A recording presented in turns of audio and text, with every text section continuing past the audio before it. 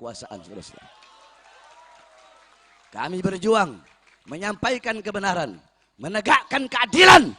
Kami membela rakyat yang susah, rakyat yang kecil, rakyat yang kelaparan, rakyat yang tidak diberikan keadilan, rakyat yang dizolimi. Itu tujuan kami, bukan pangkat. Tujuan kami bukan jabatan. Tujuan kami bukan pujian orang.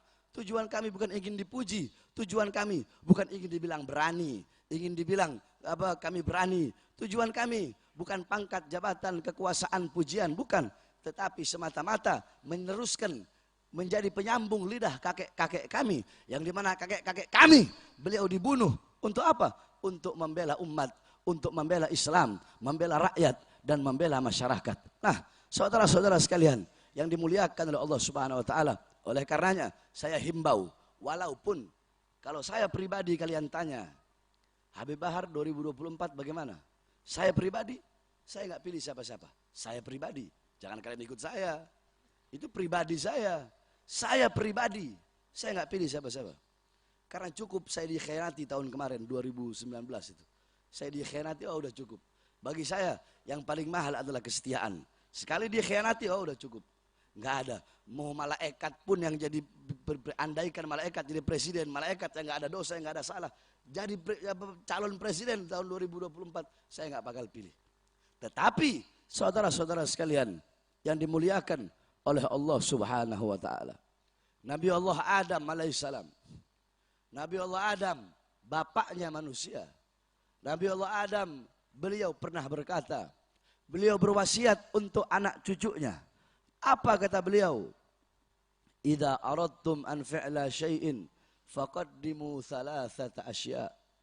Kata beliau, wahai anak cucuku, wahai manusia, apabila kalian ingin melakukan perkara apapun, kalian ingin melakukan perbuatan apapun, kalian ingin melakukan pekerjaan apapun, maka sebelum kalian melakukan perkara itu, sebelum kalian melakukan pekerjaan itu, dahulukanlah oleh kalian, lakukanlah 3 perkara ini sebelum kalian ingin melakukan perkara yang lain.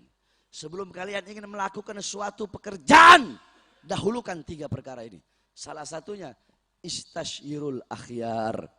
Sebelum kalian mau melakukan apapun, bermusyawarahlah dulu dengan orang-orang baik. Bermusyawarahlah dulu dengan orang-orang soleh. Kenapa? Karena andaikan dulu saya bermusyawarah dengan malaikat, akan ketika saya mau makan buah khuldi, saya musyawarah dulu dengan malaikat, pasti malaikat akan memberikan isyarah, akan memberikan petunjuk kepadaku untuk tidak memakan buah khuldi tersebut. Sayang, dulu aku tidak meminta nasihat, tidak meminta pendapat dari malaikat sehingga aku makan buah khuldi tersebut. Andaikan dulu aku minta nasihat, aku minta pendapatnya malaikat, pasti malaikat akan memberikan pendapat untuk jangan aku memakan buah khuldi tersebut. Nah, ini ajaran Nabi Allah Adam alaihissalam. Nasihat Nabi Allah Adam untuk kita, untuk melakukan hal apapun, hendaknya musyawarah dengan orang-orang soleh. Musyawarah dengan para ulama, musyawarah dengan para ustadz, para kiai, para habaib, musyawarah dengan orang-orang yang faham. Nah, saudara-saudara, dalam menentukan apapun, contoh kita punya anak, ustadz, kiai, habib, saya punya anak, saya mau kasih nama, ini anak laki-laki, apa nama-nama yang bagus? Minta saran dari beliau-beliau, minta pendapat dari beliau-beliau. Ini anak laki, apa nama yang bagus? Oh, nanti para ustadz, para kiai, para habaib, mereka akan mengatakan, kasih nama-nama yang sunnah, nama yang pakai abad, Abdullah, Abdurrahman, Abdul Samad, Abdul Rahim, yang ada abadnya. Atau kasih nama para nabi, nama para rasul, Adam, Idris, Nuh, Saleh, Ibrahim. Atau beri nama dengan nama Nabi Muhammad, seperti nama-namanya Nabi Muhammad, Muhammad, Yasin, Toha, Mustafa, Mujtaba. Mereka akan memberikan pendapat. Jangan kalian beri nama anak-anak kalian nama-nama orang fasik, nama-nama orang kafir.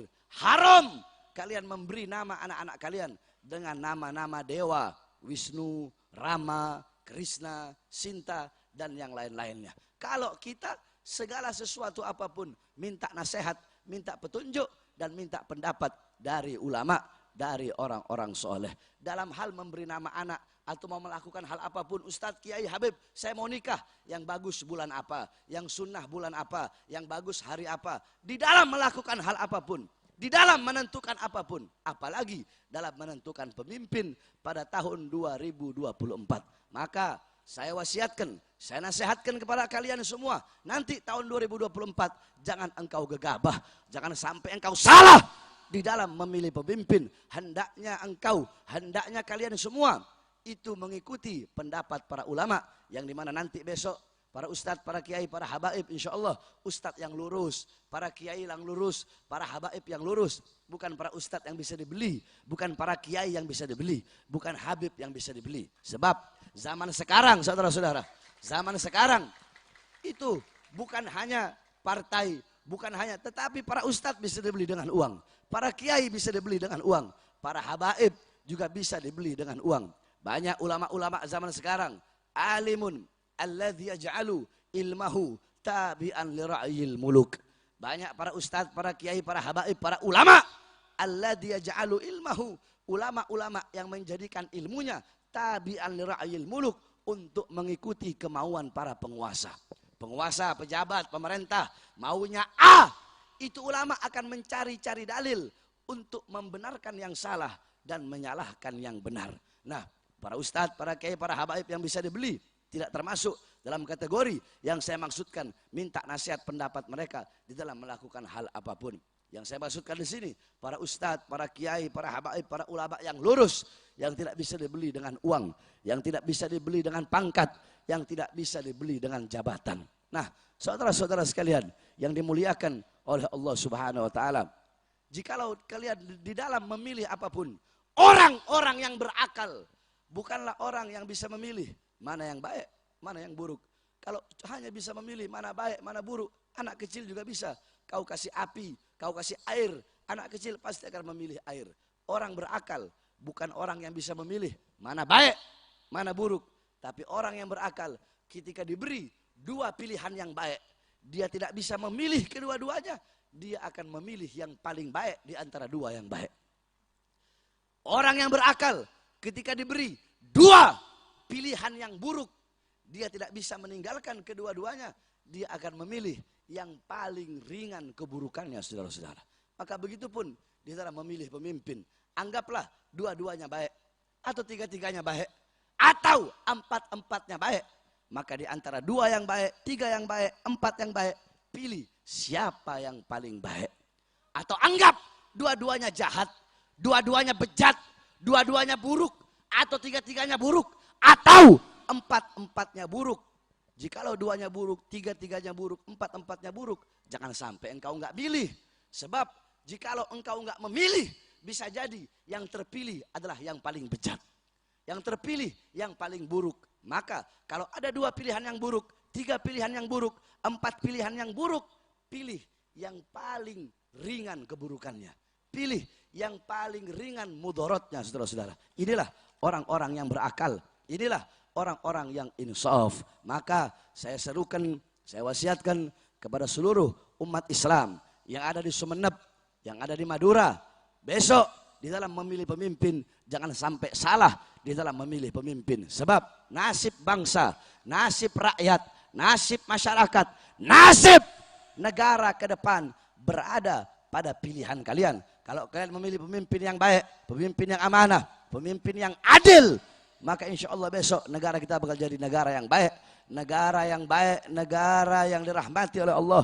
Baldatun thayyibatun wa rabbun ghafur. Kok bisa begitu? Ya, bukankah Imam Ghazali berkata, fasadul ra'iyah bifasadil muluk wa fasadul muluk bifasadil ulama. Imam Ghazali nggak salah dalam berkata seperti itu. Apa kata Imam Ghazali? Baik atau buruknya bangsa, baik atau buruknya rakyat, rusak atau bagusnya rakyat, itu tergantung dari pejabatnya, tergantung dari pemimpinnya, tergantung dari pemerintahnya. Baik atau buruknya pejabat, baik atau rusaknya pejabat, itu tergantung dari para ulama-ulamanya. Semua kembali ke ulama. Sebab kenapa? Baik rusaknya rakyat tergantung pejabat. Baik rusaknya pejabat karena banyak para ustadz, para kiai, para habib yang mendiamkan kezoliman-kezoliman para pejabat. Bahkan bukan hanya diam, bahkan turut andil di dalam berbuat zolim kepada bangsa dan rakyatnya sendiri. Coba, nggak usah kita lihat aja saudara-saudara. Pejabat sekarang, mau RT, RW, lurah, kepala desa, camat, bupati, wali kota, presiden, mereka butuh sama rakyat kalau cuma ada maunya aja, saudara-saudara. Itu terjadi di mana-mana. Itu di mana-mana terjadi. Mereka butuh sama umat, butuh sama rakyat, butuh sama masyarakat. Kalau ada maunya doang. Lihat nih, mau pemilu begini, oh, mak banteng pakai jilbab.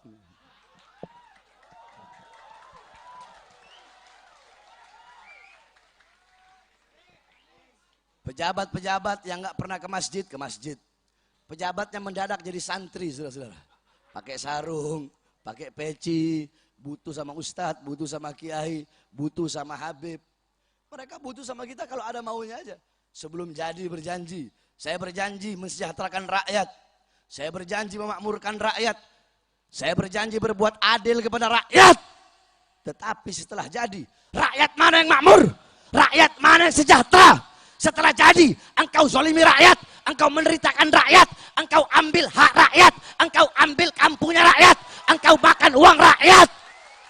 Yang sejahtera bukan rakyat, kami, rakyat, kami, masyarakat menjadi budak di negara kita sendiri, saudara-saudara.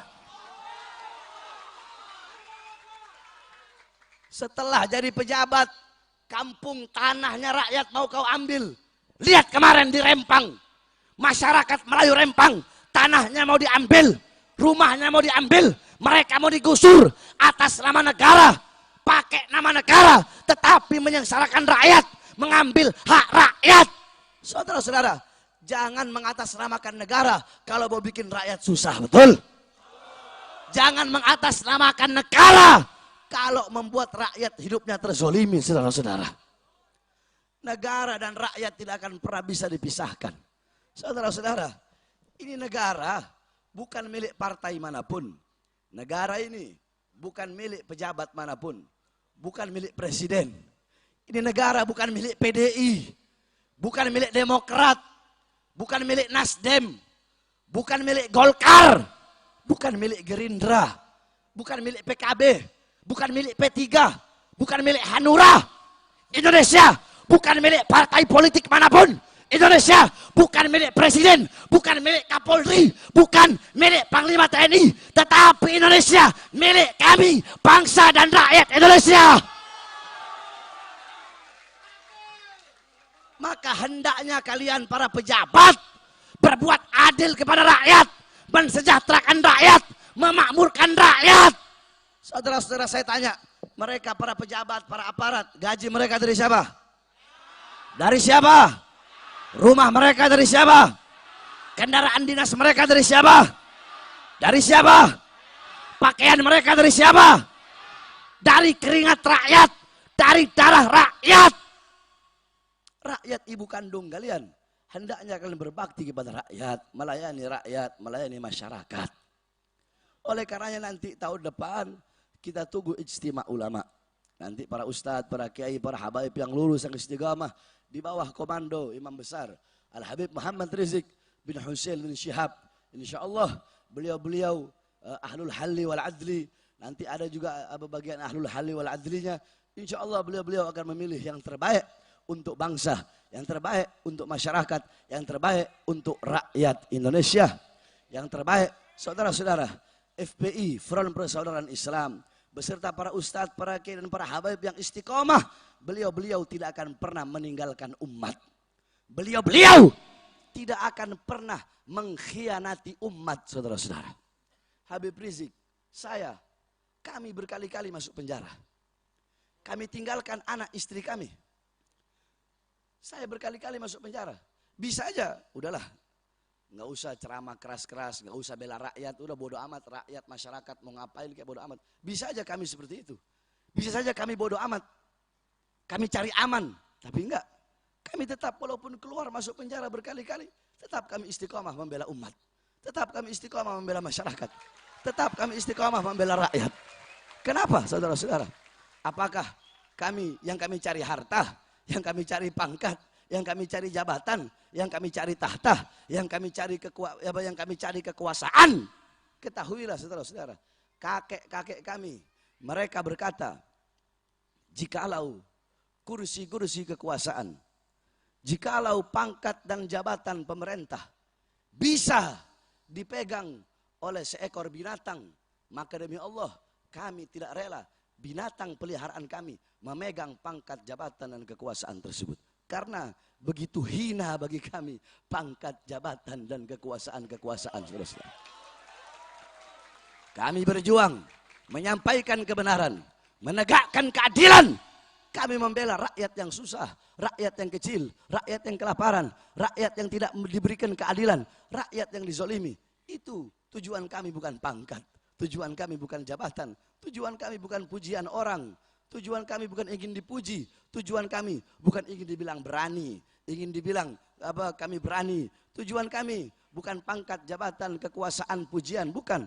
Tetapi semata-mata meneruskan menjadi penyambung lidah kakek-kakek kami, yang dimana kakek-kakek kami beliau dibunuh untuk apa? Untuk membela umat, untuk membela Islam, membela rakyat dan membela masyarakat. Nah, saudara-saudara sekalian yang dimuliakan oleh Allah Subhanahu wa taala, oleh karenanya saya himbau, walaupun kalau saya pribadi kalian tanya, Habib Bahar 2024 bagaimana? Saya pribadi, saya nggak pilih siapa-siapa. Saya pribadi, jangan kalian ikut saya. Itu pribadi saya. Saya pribadi, saya nggak pilih siapa-siapa. Karena cukup saya dikhianati tahun kemarin 2019 itu. Saya dikhianati, oh udah cukup. Bagi saya yang paling mahal adalah kesetiaan. Sekali dikhianati, oh udah cukup. Nggak ada. Mau malaikat pun yang jadi, andaikan malaikat jadi presiden, malaikat yang nggak ada dosa, yang nggak ada salah, jadi calon presiden tahun 2024, saya nggak bakal pilih. Tetapi saya menyerukan, saya menghimbau kepada seluruh umat, seluruh masyarakat, jangan sampai nggak memilih. Paham? Jadi jangan sampai nggak milih. Sebab kalau ada yang baik dan yang buruk, kalian nggak milih, bisa jadi nanti yang buruk yang naik. Kalau dua-duanya buruk, kalian nggak milih yang paling ringan keburukannya, bisa jadi yang paling buruk, yang paling bejat yang naik. Itu saya. Saya kalau udah ngomong, saya nggak bakal tarik saya punya omongan. Oleh karenanya, saudara-saudara sekalian yang dimuliakan oleh Allah, semuanya saya serukan untuk mengikuti komando para ulama, untuk mengikuti ijtima ulama. Saya tanya, seluruh masyarakat Sumeneb, masyarakat Madura, siap ikut komando para ulama? Siap ikut komando Habib Rizik? Siap ikut komando imam besar? Siap memenangkan siapapun calon yang dipilih oleh para ulama? Siap memenangkan calon yang dipilih dengan hasil ijtima para ulama? Siap menangkan walaupun berdarah-darah, siap? Allahu Akbar, Allahu Akbar, Allahu Akbar. Mudah-mudahan Allah berikan umat Islam kemenangan, Allah berikan bangsa kemenangan, Allah berikan kita rakyat kemenangan. Amin, amin, ya Rabbal Alamin. Saudara-saudara, terakhir, doakan saya agar saya diberikan kesehatan oleh Allah Subhanahu wa taala. Saya dari tadi ngomong ini, saya punya nafas sedikit, makanya saya nggak kuat angkat suara itu saya nggak kuat. Biasanya kan saya kalau ceramah, nah sekarang ini angkat suara saya punya nafas sedikit-sedikit, cuma ya saya paksain aja. Tadinya saya nggak mau datang, tadinya saya mau datangnya tanggal 6, karena tanggal 6 kan ada acara multaqo di Dalwa, acara pertemuan alumni. Tapi Masya Allah ini uminya Mahdi, ini Syarifah uminya Mahdi ini, yang biasanya bawain saya gula merah, yang biasanya sering kalau saya ini Masya Allah, makanya ngelihat uminya Mahdi, wah ini kalau nggak hadir nanti uminya Mahdi kecewa ini. Makanya saya datang kemari. Ya, tetap walaupun sedikit, insya Allah bermanfaat. Ya, amalkan semua yang tadi telah saya sampaikan panjang lebar, kalian amalkan, insya Allah bahagia dunia dan akhirat. Kita doakan juga Al-Habib Abdurrahman Al-Khirid, Ya, beliau sahibul bait. Mudah-mudahan Allah panjangkan umur beliau. Allah sehatkan jasmani dan ruhani beliau. Allah permudah urusan dunia akhirat beliau.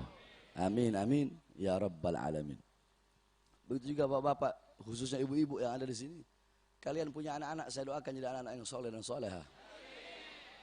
Jadi anak-anak yang bisa menolong kalian kelak di akhirat. Anak-anak yang membahagiakan kalian dunia dan akhirat. Yang menyenangkan kalian dunia dan akhirat. Anak-anak yang bisa menjadi tabungan bagi kalian kelak di akhirat. Insya Allah, ibu-ibu di sini menjadi istri yang soleha, alimah, abidah, zahidah, wari'ah. Begitu juga bapak-bapak yang ada di sini. Menjadi suami yang soleh. Menjadi suami yang bisa mendidik istri-istrinya. Mendidik istri untuk menuju surganya Allah Subhanahu wa taala. Amin, amin.